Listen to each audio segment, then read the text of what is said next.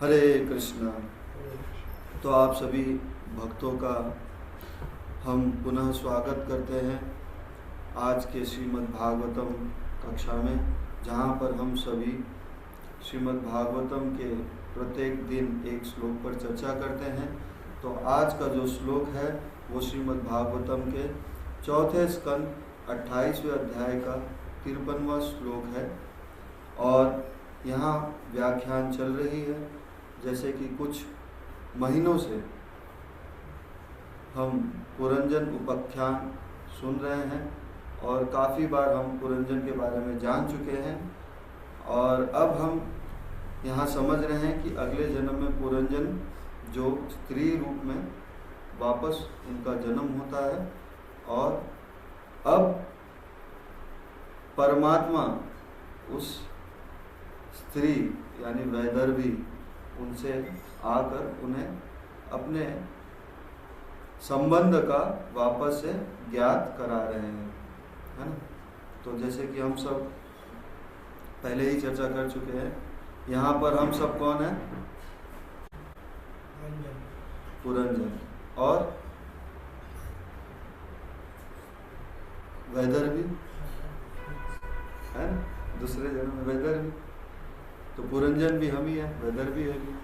धीरे धीरे ये ज्ञात हो जाएगा राजा प्राचीन वर्षी को कि ये जो स्टोरी है ये एक्चुअली मुझे ही समझाने के लिए नारद जी बता रहे हैं। यानी हमें भी ज्ञात हो जाएगा कि ये हम जो कथा सुन रहे हैं धीरे धीरे ये कथा हमारे लिए ही है, हम प्रत्येक जीव के लिए, जो कि अपना जो शाश्वत हमारा संबंध है भगवान से उसे हम भूल चुके हैं और कैसे हम उन्हें वापस प्राप्त कर सकें। तो जैसा कि हमने पिछले श्लोकों में जाना कि किस प्रकार राजा विदर्भ की पुत्री अपने पति मलयध्वज, जो कि एक महान वैष्णव उच्च कोटि के भक्त थे, जिन्होंने बहुत कम उम्र में अपने सारे राजपाट अपने पुत्रों को सौंप कर और वानप्रस्थ के लिए प्रस्थान किया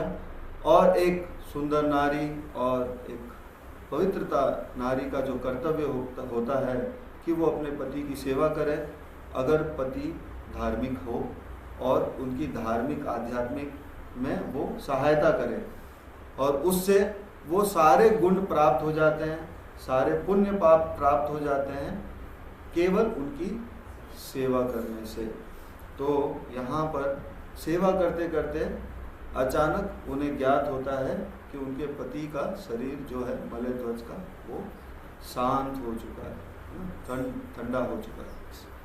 तो फिर वो क्या कर रही हैं, अपने पति के लिए विलाप कर रही हैं और उसी समय क्या होता है, वहाँ पर एक ब्राह्मण आते हैं। जैसा कि पिछले श्लोक में हमने सुना, क्या था पिछला श्लोक?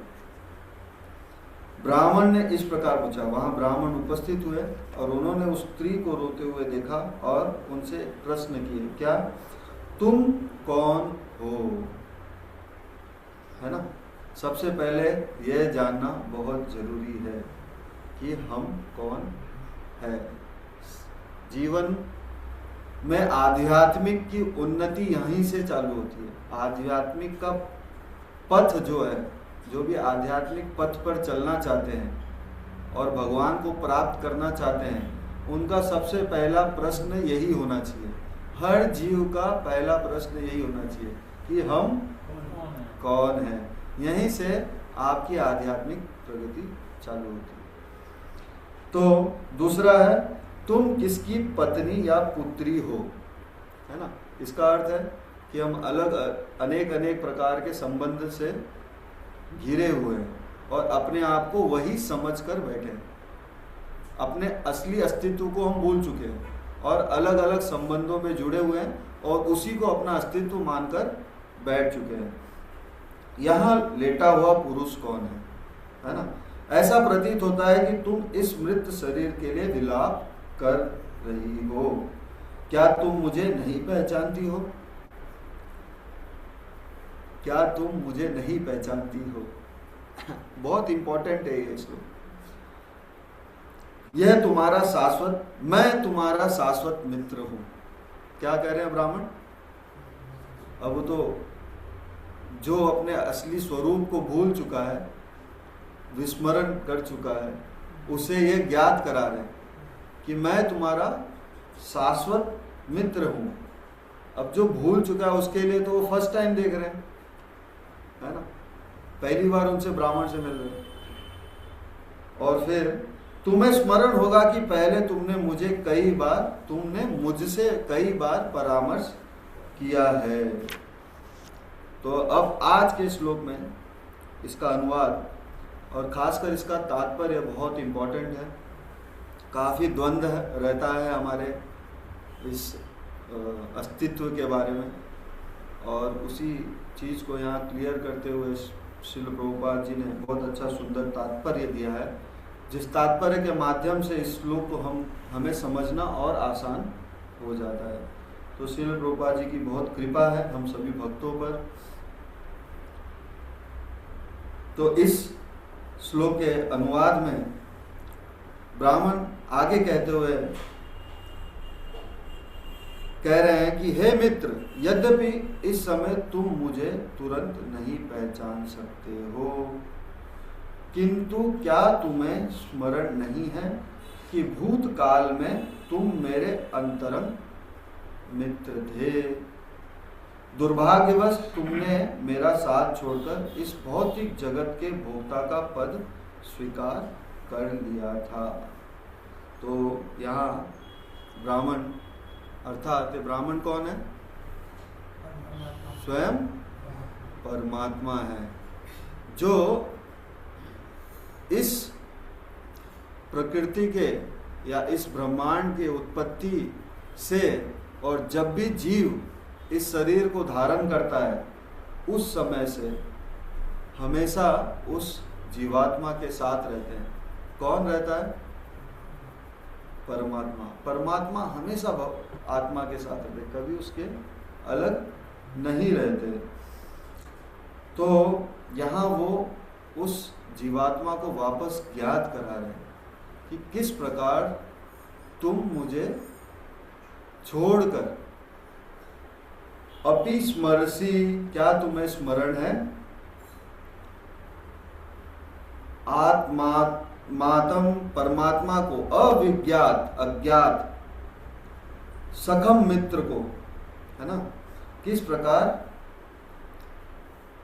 तुम्हें ये याद नहीं है, पर किंतु मैं तुम्हें स्मरण नहीं हूं कि भूतकाल में तुम मेरे अंतरंग मित्र थे। दुर्भाग्यवश तुमने मेरा साथ छोड़कर इस भौतिक जगत के भोक्ता का पद, किस पद के लिए? भोक्ता का पद। देखो यहाँ से चालू होता है हमारा 84 लाख प्रकार योनि का यात्रा, कि जब हम भगवान के साथ, भगवान के अंश, भगवान के साथ थे, तो हमारा इस प्रकृति में हम क्या कर रहे हैं, इस भौतिक जगत में हम क्या कर रहे हैं, तो इसका शुरुआत कहाँ से होता है? तो इसको समझाते हुए श्रील प्रभुपाद जी भगवद गीता के 7वें अध्याय के 27वें श्लोक में बता रहे हैं, इच्छा द्वेष समुत्थेन द्वंद्व मोहेन भारत सर्वभूतानि सम्मोहम सर्वे यान्ति परन्तु। तो यहाँ भगवान अर्जुन को कह रहे हैं, हे अर्जुन, हे शत्रुओं के विजेता, सभी जीव मोह में उत्पन्न होते हैं और इच्छा तथा घृणा के द्वंद्व द्वारा अभिभूत होते हैं। यहाँ इस तथ्य की यह व्याख्या की कि किस प्रकार से जीव का भौतिक जगत में आ पड़ता है, किस प्रकार जीव भौतिक जगत में आ पड़ता है। आध्यात्मिक जगत में न द्वैत है और न घृणा, इच्छा और द्वेष, ये दो बहुत इंपॉर्टेंट शब्द है इस श्लोक में, जिसमें भगवान अर्जुन को समझा रहे हैं। कौन से? इच्छा, भगवान के से इंडिपेंडेंट होकर अपनी इच्छा को पूर्ति करने की इच्छा, यानी भोगता बनने की इच्छा है, स्वामी बनने की इच्छा है, भगवान से अलग, भगवान के साथ नहीं। उन्हें अच्छा लगता है, भगवान की सेवा करना अच्छा लगता है, पर वो कभी कभी क्या चाहते हैं कि मैं स्वतंत्र रूप से भी भोक्ता बनूं, स्वामी बनूं, है ना। कभी कभी होता है ना, छोटा बालक होता है, अपने पिता से कहता है आज आप ऑफिस मत जाओ, कितनी मेहनत करते हो, आज मैं ऑफिस जाता हूँ। हाँ, तो पिता उसे समझाते हैं, नहीं, अभी तुम्हारी उम्र नहीं है, जब तुम बड़े हो जाओगे तब तुम समझदार हो जाओगे, काबिल हो जाओगे, फिर तुम इस जगत में जाना, है ना। फिर भी वो जिद करता है, क्यों? वो सोचता है, जैसे हर स्टूडेंट जो स्कूल में होता है वो सोचता है कॉलेज की लाइफ बहुत अच्छी है ना।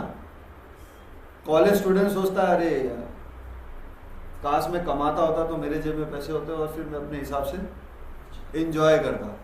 हाँ, और कमाने वाला फिर वापस सोचता है, यार काश मैं छोटा होता, वापस मुझे छोटा कर देते। तो इस प्रकार की इच्छा हमेशा होती रहती है। ये इच्छा ही जो है भोगने की, ये और स्वतंत्र रूप से, तो उस समय भी परमात्मा हमें समझाते हैं कि नहीं, यही असली सुख है। जब तुम स्वतंत्र रूप से जाओगे तो क्या होगा, बहुत उसमें कठिनाइयां हैं, उस कठिनाइयों का सामना आप नहीं कर पाओगे। फिर भी बालक क्या करता है, जिद करता है, बाल हट स्त्री हट, हाँ कहा गया ना, इनके सामने किसी का जोर नहीं पड़ता। तो उस हट के कारण जीव क्या करता है, परमात्मा से हट करता है। तो कभी कभी ऐसा होता है ना कि पुत्र इतने हट करने के बाद पिता को पता है ये उसके उपयोगी नहीं है, पर वो हट के कारण वो उसे वो चीज दिला देता है ना। फिर कुछ दिनों बाद, एक दिन दो दिन वो उस खिलौने से खेलता है और फिर बाद में उसका जो हट है खत्म हो जाता है। पर जब उस खिलौने से खेलता है तो उसमें नाना प्रकार के सुख और दुख का अनुभव करता है, और वही और सुख और दुख के अनुभव में ये अपना असली अस्तित्व भूल जाता है, और उसी कारण वो क्या करता है, नाना प्रकार की योनियों में भ्रमण करता है और अपने असली अस्तित्व को, अपने असली पिता को भूल जाता है। तो भगवान से विमुख होकर जब हम सुख को भोगने की इच्छा करते हैं, यानी स्वामी, यहाँ पर जैसे इस श्लोक में बताया गया है, भोक्ता का पद स्वीकार किया था। जब हम खुद अपने आप को भोक्ता का पद खुद भोगना चाहते हैं, तभी हमारा पतन होता है। और भगवान के धाम में दो चीज नहीं रहती, क्या? इच्छा और द्वेष। और द्वेष क्या है? भगवान की सेवा में। यहाँ प्रभुपाद जी बहुत सुंदर रूप से बता रहे हैं, आध्यात्मिक जगत में न द्वैत है, मेरा तेरा, ये वहां पर नहीं है ना। सब कुछ परमात्मा का है, सब कुछ भगवान का है, और हम सिर्फ, हमारा जो स्वरूप है, जीवेर स्वरूप है कृष्ण नित्य दास, हम सिर्फ भगवान के एक दास हैं, हम स्वामी नहीं हैं। और दूसरा है घृणा। पूर्ण पुरुषोत्तम भगवान अनेक रूपों से अपना विस्तार करते हैं, अधिकाधिक आनंद उठाने हेतु वे विभिन्न कोटियों में अपना विस्तार करते हैं। जैसा कि वराह पुराण में उल्लेख है, वे विष्णु तत्व, श्वास विस्तार तथा अपनी तटस्थता शक्ति विभिन्नांश अर्थात जीव में अपना विस्तार करते हैं। इस प्रकार से विस्तारित जीवों की संख्या अनंत है। जैसे कि उदाहरण यहाँ पे देते हैं कि भगवान फिर उस जीव की इच्छा पूर्ति के कारण, अभी जीव को इच्छा हुई है भोगने की, हाँ, तो उसे फिर वैसी प्रकृति चाहिए ना, फिर उस प्रकृति का निर्माण करने हेतु क्या करते हैं भगवान? अपना विस्तार करते हैं। कैसे? भगवान के विस्तार के बारे में पहले स्कंद में हम पहले ही जान चुके हैं। कोई बताएगा? सर्वप्रथम भगवान अपना विस्तार किस रूप में करते हैं? हाँ, भगवान के कितने प्रकार के अवतार हैं? 6 प्रकार के। 6 प्रकार के अवतार। बहुत सुंदर। कौन कौन से? पुरुष गुना अवतार, पुरुष अवतार, युग पुरुष अवतार श्रृंखला से जाते हैं। पहला क्या है? पुरुष अवतार। दूसरा गुना अवतार, लीला अवतार, गुण अवतार, मनवंतर अवतार, युग अवतार और सत्यावेश अवतार। तो सर्वप्रथम भगवान अपना विस्तार किस रूप में करते हैं? पुरुष अवतार। तो सबसे पूर्ण अवतार भगवान अपना विस्तार किस रूप में करते हैं? बलराम जी के, है ना। पहले स्कंद में ही इसकी उल्लेख हो चुकी है।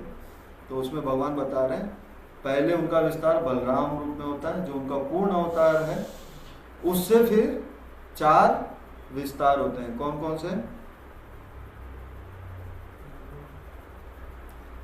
वासुदेव, संकर्षण, वासुदेव, प्रद्युम्न और अनिरुद्ध। तो उस पहले चतुर्य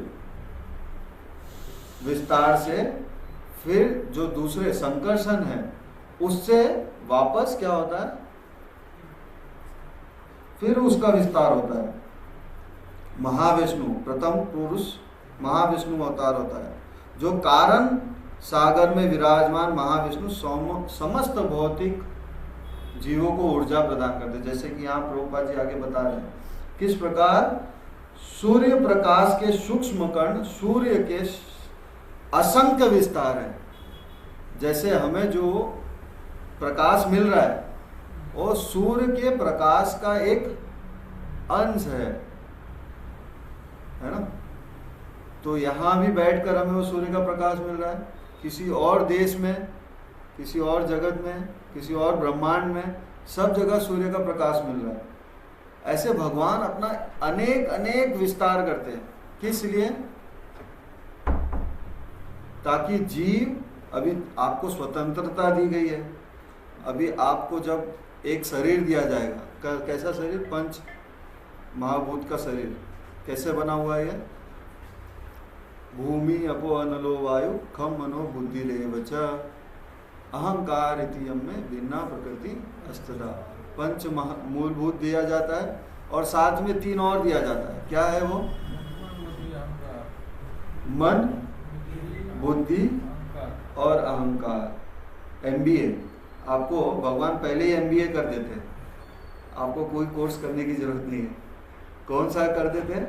मन, बुद्धि और अहंकार। मन क्या है? अभी आपको कुछ चीज भोगना है तो उसकी इच्छा होनी चाहिए ना।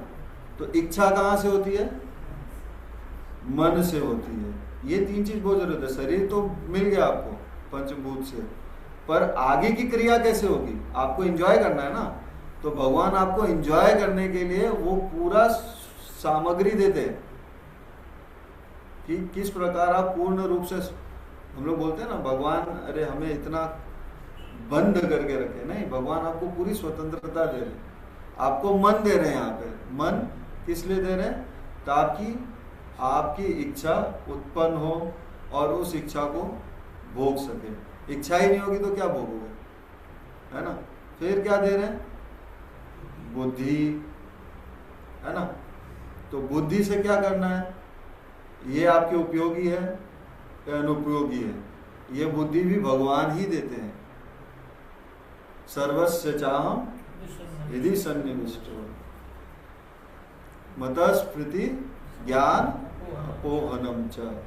भगवान ही ज्ञान देते हैं, स्मृति देते हैं, ज्ञान देते हैं और फिर विस्मृति भी भगवान ही देते हैं।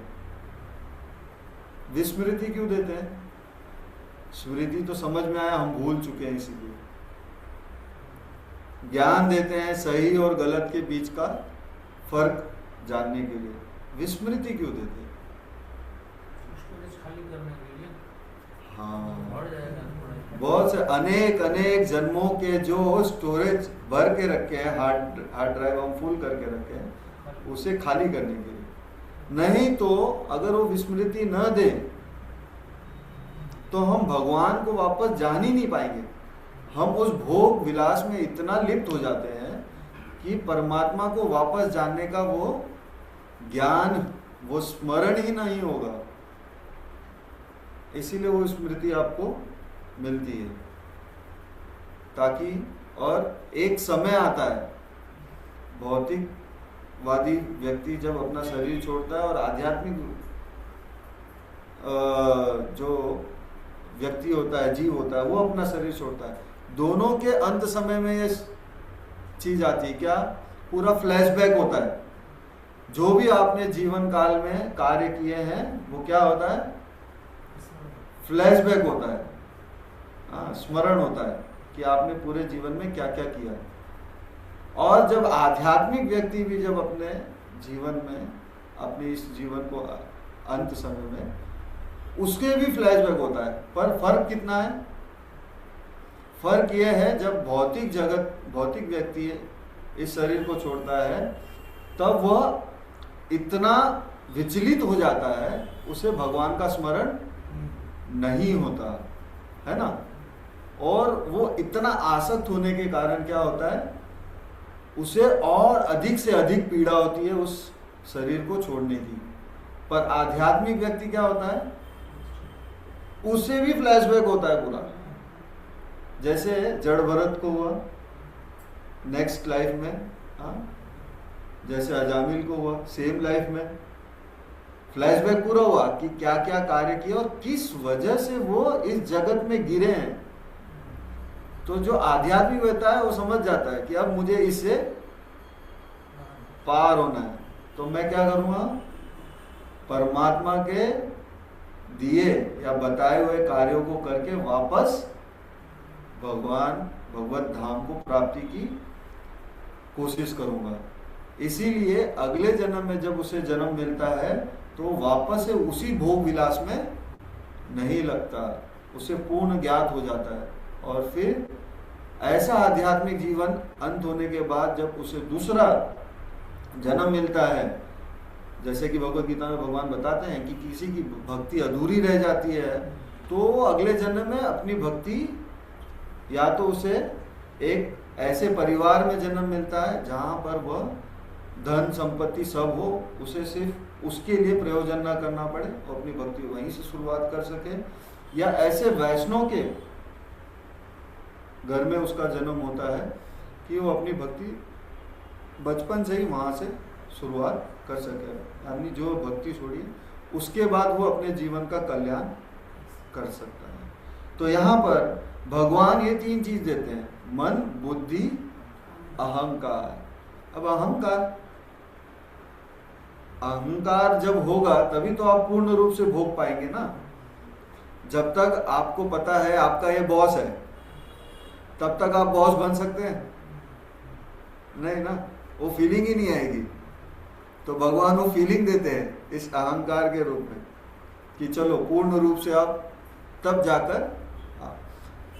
तो ये मन, बुद्धि, अहंकार, ये आपके 5 जो शरीर के साथ ये 3 चीज हमेशा आता है। और उसके बाद कौन रहता है, उसमें जीव डाला जाता है, आत्मा, और फिर परमात्मा। तो जब भगवान को पता है, पिता को पता होता है, पुत्र को जब स्कूल छोड़ने जाता है, तो जब छोटा पुत्र शिशु होता है, छोटे क्लास में होता है, तो उनके साथ में जाता है। क्यों? उसे पता है अभी ये छोटा है, समझ नहीं है, ज्ञान नहीं है उतना, तो हमेशा उसको पिकअप ड्रॉप करने के लिए उसके पेरेंट्स जाते हैं, है ना। हमेशा उसको ज्ञान देने के लिए, जब तक बालक छोटा होता है तो उसे हमेशा ज्ञान कौन देता है, माता पिता ना, ये उनका कर्तव्य है। तो यहाँ पर भी वही है कि जीव को हमेशा कुछ चीज की कमी ना हो, उसके लिए परमात्मा हमेशा साथ में होते हैं। और इसीलिए हमें भगवान गारंटी दे रहे भगवत गीता में, क्या? यद गत्वा न निवर्तन्ते तद धामम परमम। यानी जो मेरे धाम आता है उसको वापस यहाँ आना नहीं पड़ेगा। क्यों? क्यों? मेरे धाम में आने के बाद वापस नहीं आना पड़ेगा। क्यों? सिर्फ भगवान का ही सेवा करेगा, है ना।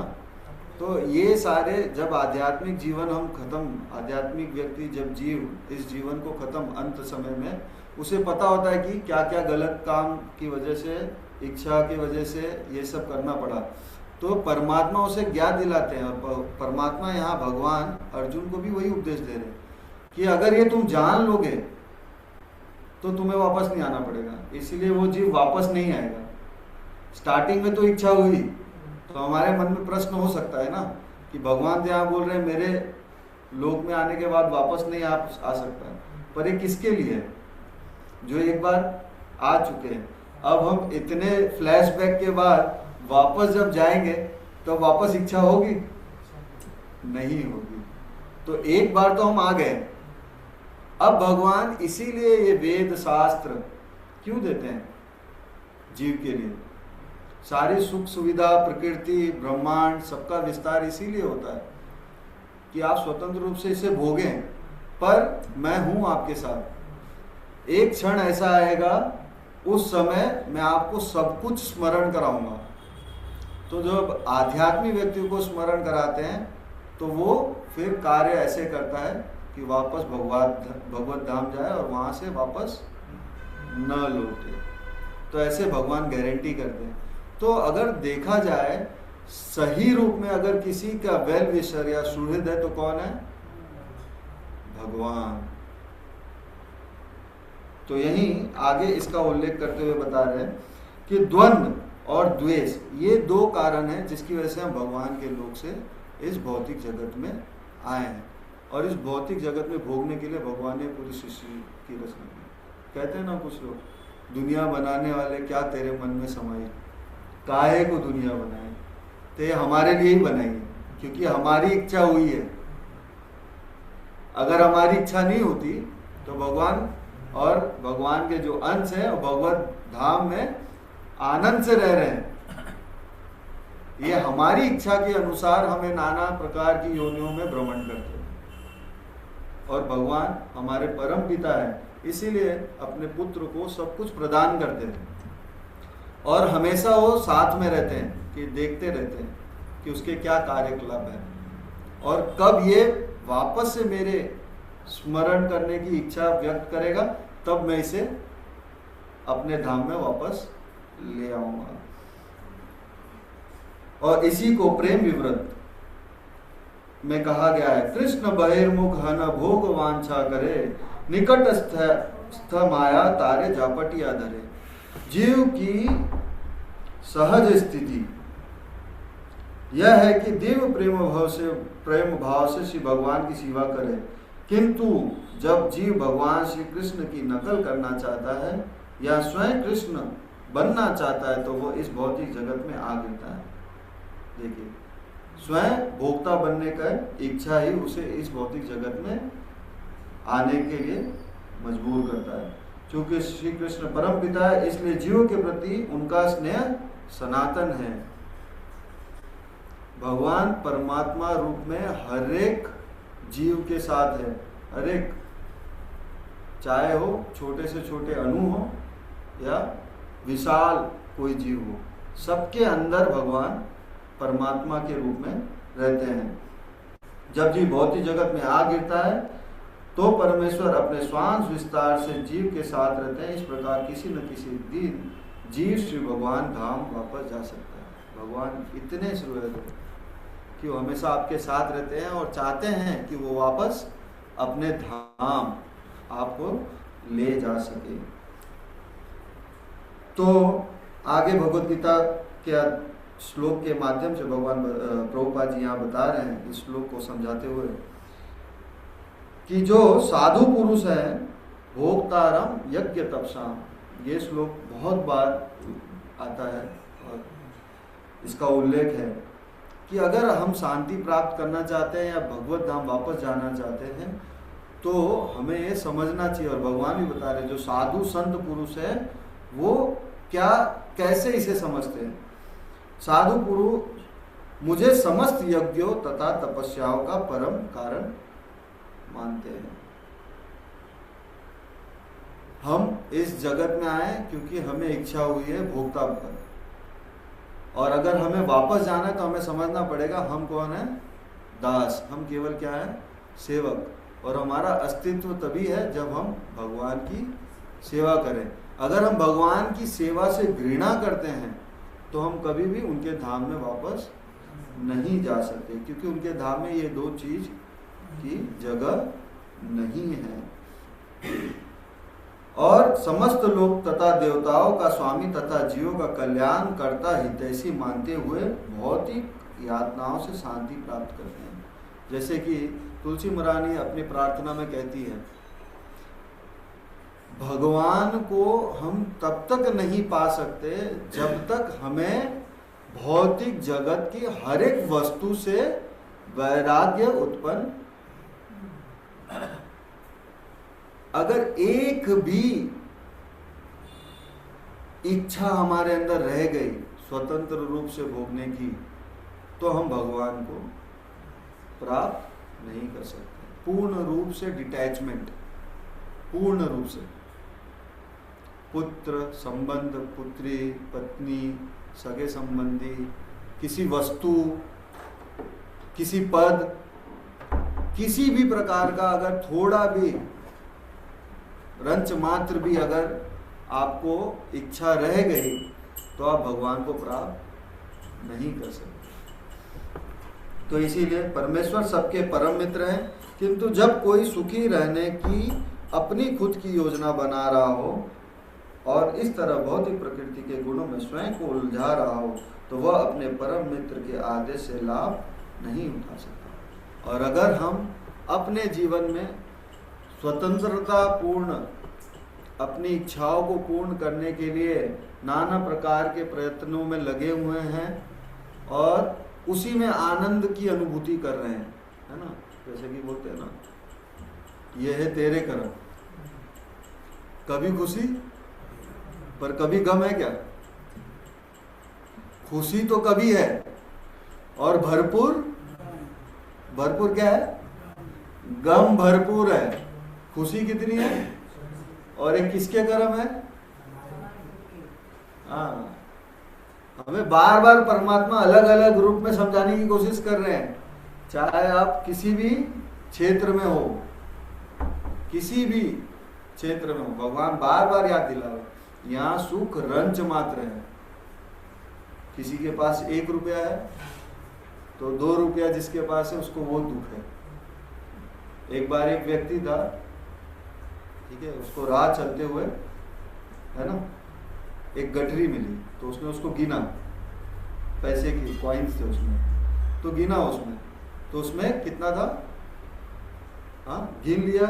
थोड़ी देर के लिए तो उसको खुशी हुई कि मुझे धन प्राप्त हुआ, फिर वो विचलित हो गया, है ना, विचलित होके यहाँ वहाँ सब जगह ढूंढने लगा। तब वहाँ पर एक व्यक्ति आया और उसने पूछा, क्यों इतना तुम विलाप कर रहे हो, कितना दुखी हो, क्या हो गया? बोले, अरे मैं यहाँ से जा रहा था और यहाँ से मुझे एक छोटी सी गुठरी मिली जिसके अंदर धन थे।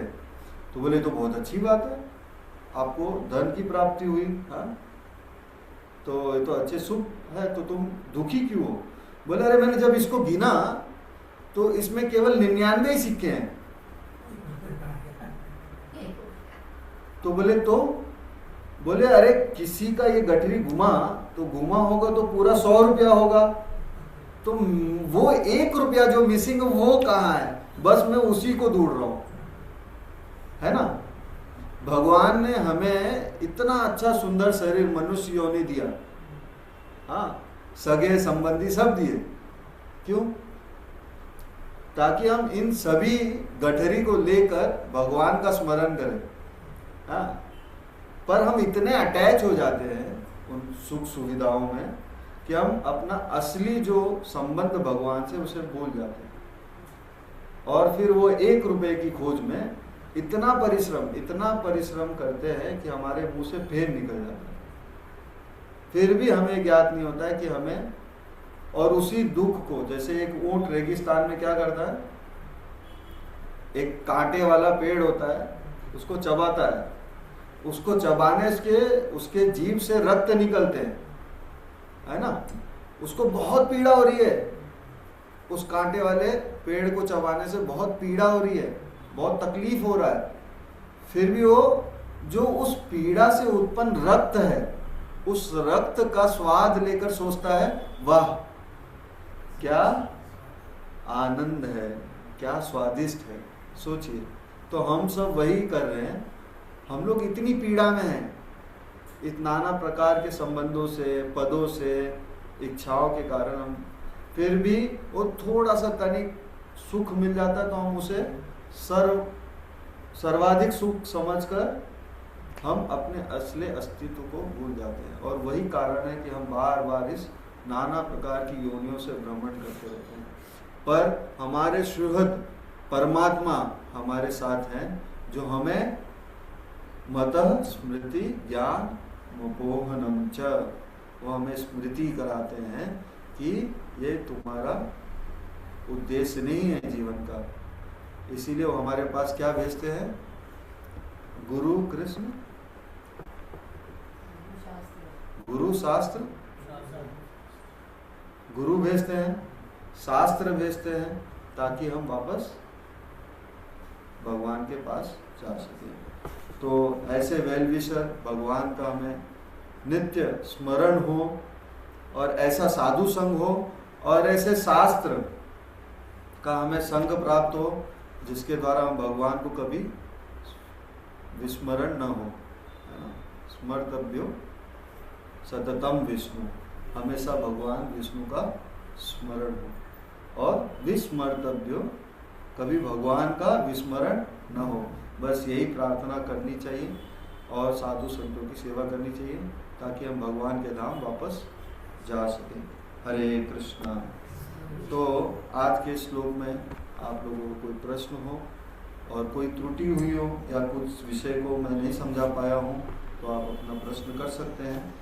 बाकी प्रभुपाद जी ने इसमें बहुत सुंदर रूप से इस तात्पर्य को समझाया है, उसको पढ़कर हम सभी चीज़ों को समझ सकते हैं कि जीव परमात्मा का अंश है, स्वतंत्र भोग करने की इच्छा के कारण वो इस भौतिक जगत में आता है, पर परमात्मा उसके साथ है, उसको स्मरण दिलाने के लिए कि तुम वापस कैसे मेरे परम धाम को आ सकते हो। तो अगर किसी का ट्रू वेल विशर है, तो वो केवल केवल केवल भगवान श्री कृष्ण है। और इस स्मरण को जागरूक रखने के लिए सबसे उपयोग, यानी सबसे उपयोगी जो भगवान का साधन है, वो क्या है, नाम जप। हरे नाम हरे नाम हरे नाम एव केवलम कलौ नास्ते कलौ नास्ते कले नास्ते गतिरन्यथा। तो चैतन्य महाप्रभु जी ने खुद अपने धाम गोलोक धाम से इस नाम संकीर्तन को इस भौतिक जगत में इस जीव के लिए लाए, ताकि ये जीव उस नाम का उच्चारण करके वापस भगवान के गोलोक धाम में जा सके। इतना श्रेय और कौन हो सकता है, कोई नहीं। हरे कृष्ण।